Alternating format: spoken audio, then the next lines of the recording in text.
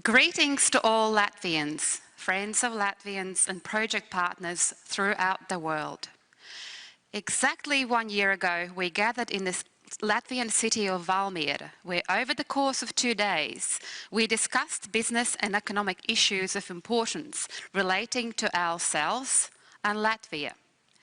Issues such as the image of Latvia, what is our narrative both at home and abroad, the need for internationally competitive educational institutions and their direct connection with professions of the future.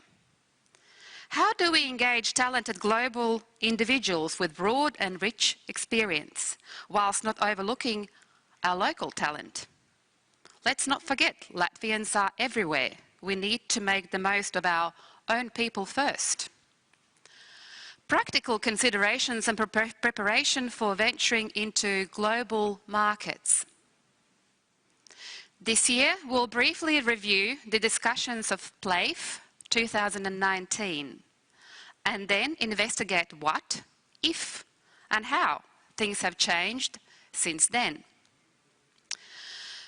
As always, we will take time to acknowledge the successes in Latvian business that have been achieved by those who have adapted well to the changes and challenges of this past year in developing innovative new ideas and products. This information has been collated in 2 short video recordings, the first of which was available for viewing during our forum virtual lunch session. The second will be available during our virtual coffee break at 5 p.m. Latvian time zone.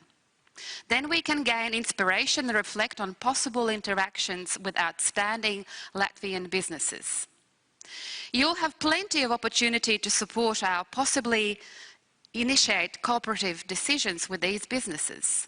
Of course, to pursue further interest about these businesses, please write to us at the World Federation of Free Latvians, also known as PBLR. When we commenced discussions with our project partners about the themes and program for this year's WLEIF, it was immediately clear that this year it is even more important to take a broader outlook. Latvia, as part of the Baltic, part of Europe, and the broader region. With economies around the whole world struggling with how to maintain viability and minimize the negative impact of the COVID-19 pandemic, it is particularly crucial that we make the most of all opportunities this year.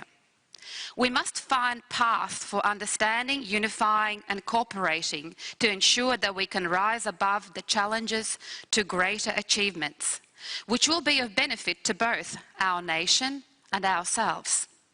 Our discussions and focus, therefore, will be about the future, a brighter future for all of us.